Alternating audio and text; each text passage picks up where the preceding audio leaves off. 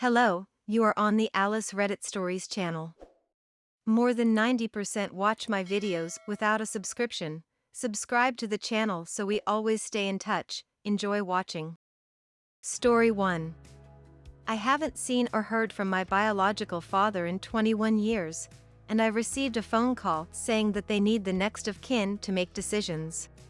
Hi everyone. So just a little bit of a background, I'm turning 27 this year, and my biological father has been out of the picture since I was 6. If the man was to stand in front of me right now, I wouldn't even recognize him. I have very vague memories of him. The last that I've heard was that he got remarried to someone in Vietnam and had children with her. However, he is residing in the US and have not sponsored her over here, so she's still in Vietnam. So yesterday, I received a phone call from my biological father's cousin. In our culture, I address her as my aunt. Her and her husband are the only people that I know of and keep in touch with on my biological father's side of the family. I'm not aware of any other relatives on his side, or even if I know my paternal grandparents. She called to tell me that my BF was in the hospital about 2 to 3 hours, driving away from me, which I didn't even know he was in the US.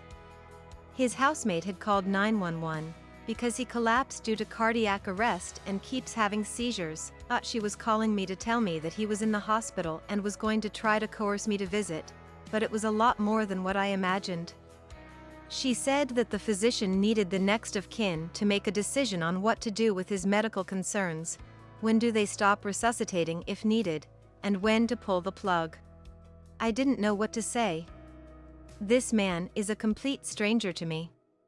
It's like me going into some hospital to the ICU, picking some random person and say I want to pull their plug. This man is someone else's husband and father, but he is not my father. I feel like I can't take this responsibility on myself.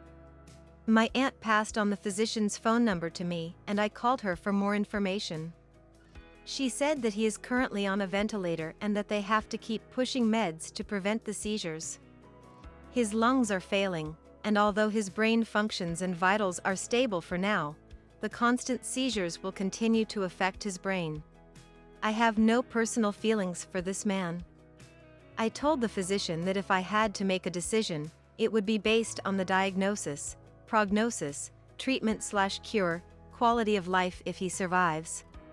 So I wanted to thank everyone who commented and replied on the previous post, as it really helped me feel better about the decision to relinquish my rights as his power of attorney. On Sunday, my aunt had called to let me know that when she visited him and asked if he wanted to see his children, and he tried to open his eyes and blinked several times, so she insinuated that it was a yes. To be honest, I only agreed to go because I knew I had to do this for myself so that I wouldn't live with the possibility of regret that I did or did not see him in his dying days, even though I know I don't owe him anything.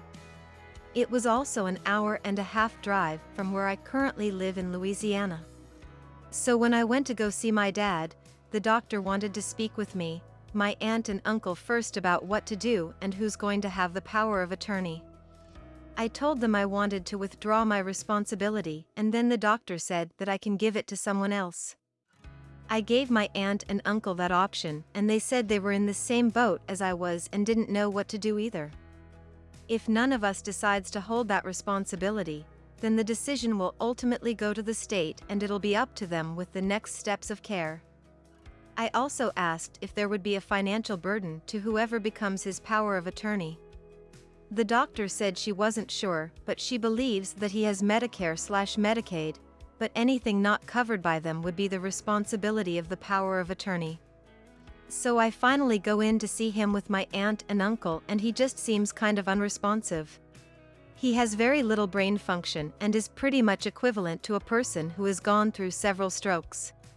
My aunt was trying to wake him up to open his eyes, and he slightly fluttered his eyelids. They told me to talk to him. So I asked them if I could have some privacy because I really didn't know what to say. I just kind of stood there for a second after they left and just talked about myself. I felt like I was in an interview or something. I was just like, "Hey Dad, It's live lift love, and he turned his heads towards me and opened his eyes a little bigger. But I'm not sure what brain functions are still working. Doctor didn't have MRI on hand, so we weren't sure what brain functions weren't hypoxic. And I just started talking about myself. I told him I'm turning 27 this, I've gone to college, have 2 degrees, don't have any kids, have a side business, and am currently living in Louisiana. Then, I said something along the lines of, I know it's been 21 years since you've seen or heard from me. And then I started choking up because I knew what I wanted to say next, but I had a difficult time saying it. A part of me just wanted to get super angry and say I turned out okay without you, or maybe because you left I became who I am. You had nothing to do with raising me and the successes I have achieved to this day. Ultimately, I said I forgave him and that I hope he finds peace and happiness in the next lifetime or whatever it is that he believes him. I saw tears come out of his eyes, so I'm not sure if he heard me and was reacting or if it was just because he had all of these tubes in and out of him and he was having some sort of gag reflex.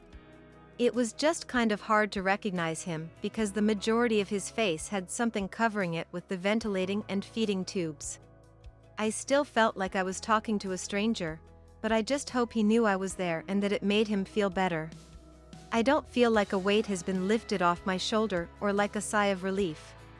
I'm actually pretty okay with whatever happened, and I know I won't have any regrets with that part of my life.